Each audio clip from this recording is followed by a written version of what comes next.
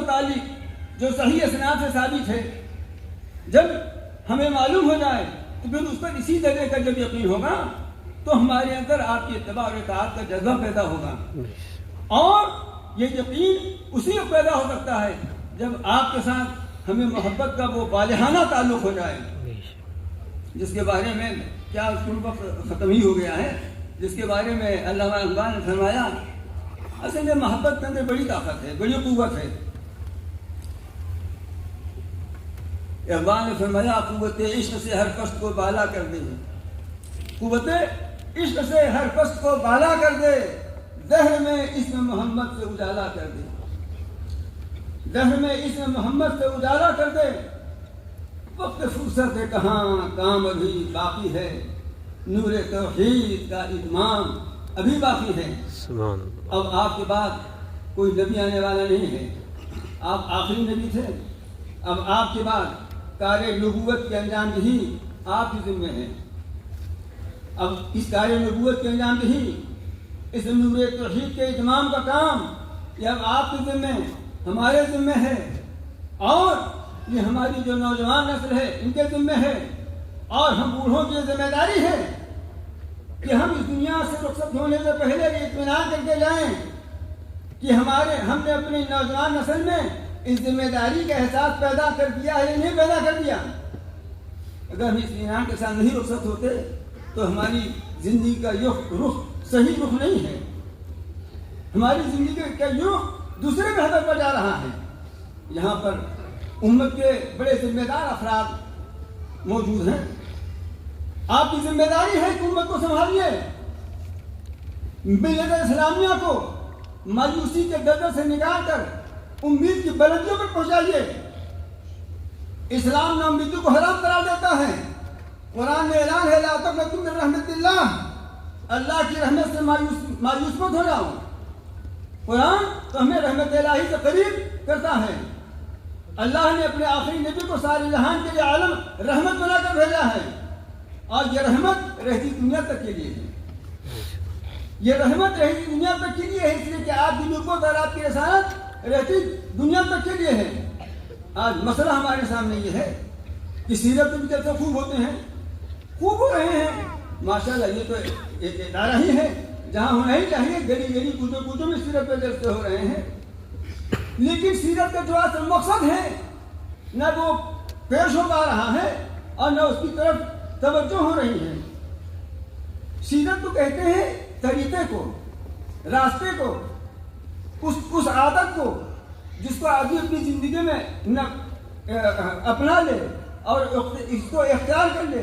تو سیرت مصطفیٰ صلی اللہ علیہ وسلم کا مطلب یہ ہے کہ ہم احمد مصطفیٰ محمد مصطفیٰ صلی اللہ علیہ وسلم کی سیرت کو اپنی زندگی میں اختیار کر لیں.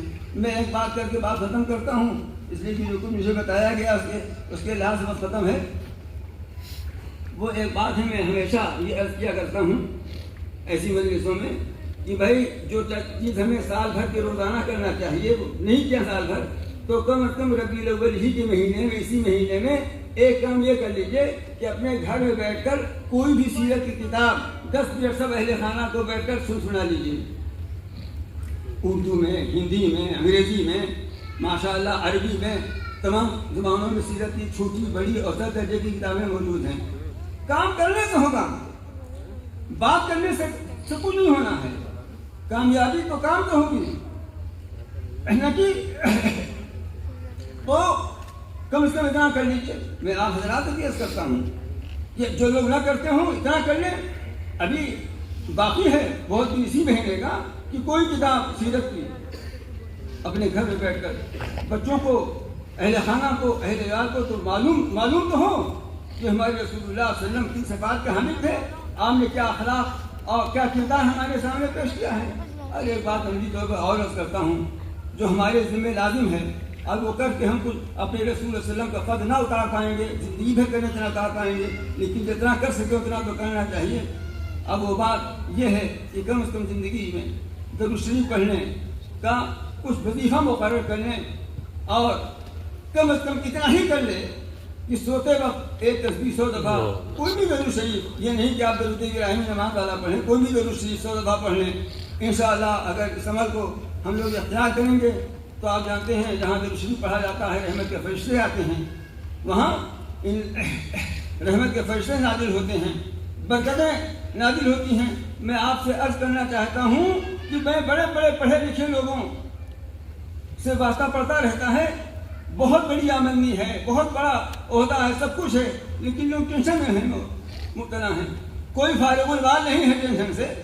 یہ سب کیجیے ذرا، رحمتوں برکتوں کے اسباب، ان کے بٹونے سمیٹنے کے اسباب کیا ہیں؟ بستر پر گئے 100 دفعہ درود شریف پڑھ لیا، 100 دفعہ استغفار پڑھ لیا، اس سے اللہ تعالیٰ کے ساتھ، اللہ کے رسول صلی اللہ علیہ وسلم کے ساتھ تعلق اور محبت میں اضافہ ہوگا۔ میں آپ کے سامنے وقت کی کمی کی وجہ سے سیرت کے بہت سے پہلوؤں کو، بڑے اہم پہلوؤں کو نہیں پیش کر پا رہا ہوں، اس لیے کہ وقت کم ہے، اسی لیے چلتے چلاتے میں نے یہ 2 بات کام کی پیش کر دی۔ ایک تو یہ کہ کوئی سیرت کی کتاب گھر میں سنانے کا معمول بنا لیجیے، تاکہ رسول اللہ صلی اللہ علیہ وسلم کے بارے میں معلوم تو ہونا کہ آپ کا اٹھنا بیٹھنا، نماز روزہ، سیرت کے ادا کس طرح کا تھا، ہمارے بچوں کو معلوم ہو۔ اب دوسری بات یہ کہ درود شریف پڑھنے کا یہ ایک چھوٹا سا وظیفہ ہے، سب لوگ اس کو بنا لیں، اس کی برکتیں، اس کی رحمتیں آپ انشاءاللہ چند دنوں میں دیکھیں گے کہ اس دنیا میں بھی اور آپ کے دلوں کی دنیا کو صحیح پر بدلنے میں بھی کس قدر اس کی برکتیں حاصل ہوتی ہیں۔ وآخر دعوانا الحمدللہ رب العالمین۔